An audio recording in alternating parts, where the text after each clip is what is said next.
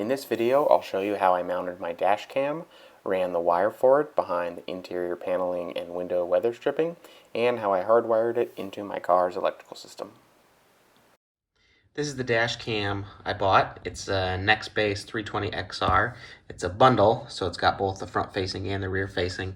It certainly isn't the best quality you can get. They make some that are a lot higher end, but for the price, I think this is a really good value. So here's the camera. You can see it's pretty small. It's only got a 2.5-inch screen, which I like because it's not going to be visible in the car anyways. And so that way it's just hidden out of sight, but still records in 1080p. I also picked up this hardwire kit for the camera so that I can hardwire it to the fuse box and the ignition panel. So you can pull back the weather stripping pretty easily. It just pushes right back in place. And I can tell for this that I'm going to be able to fit the wire in between the paneling and the frame behind the weather stripping, and it will go down, and I'll be able to connect to the fuse box down there. So I just took a short run of wire, spare wire that I had, and I essentially fished it in between the frame and the paneling there, and then down to the bottom by where the fuse box is.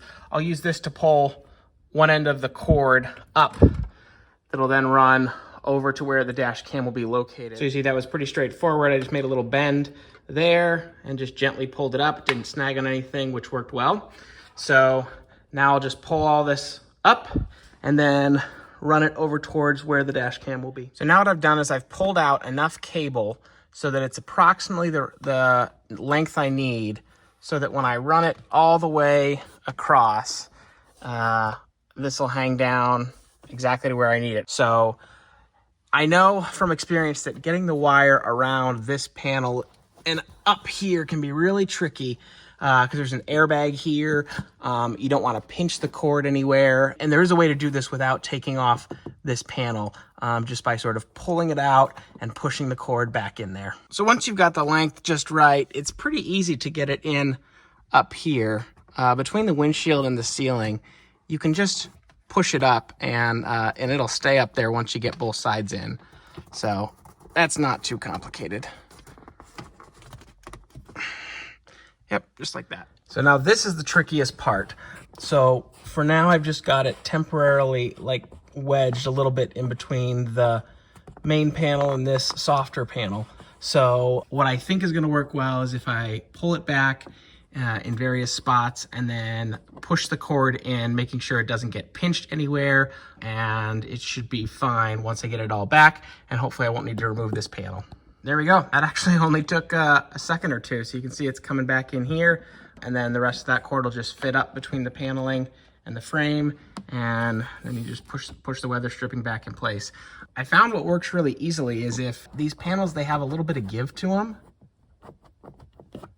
And so once you put the cord in there, you can just kind of rock it back and forth as you push the cord in, and that worked really well. So then pushing the weather stripping back in place is pretty easy. Just kind of work your way down, making sure to get the cord back up there as you go.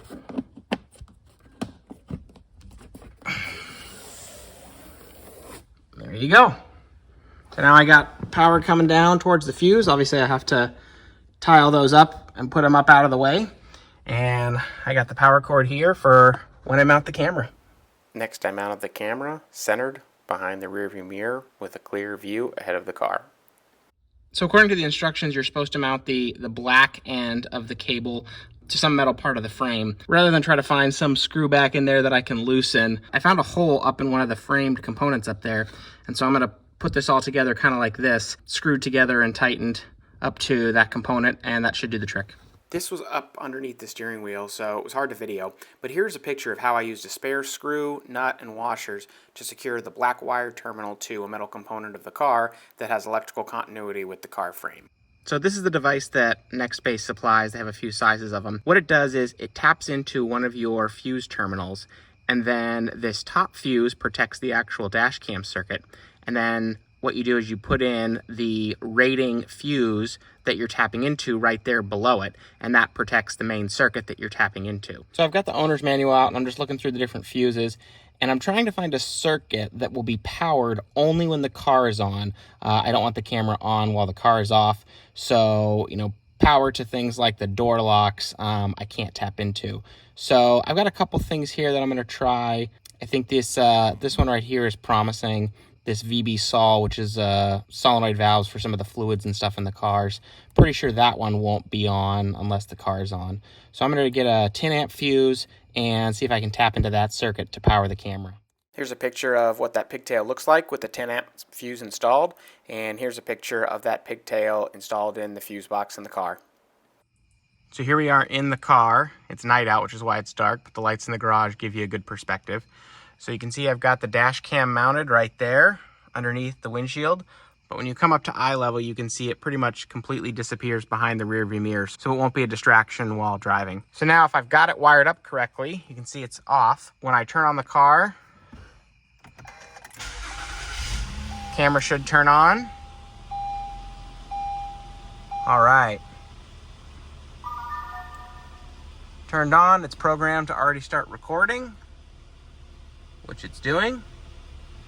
And then when I turn off the car, after about 10 seconds, that's when it should turn off. So let's try it here.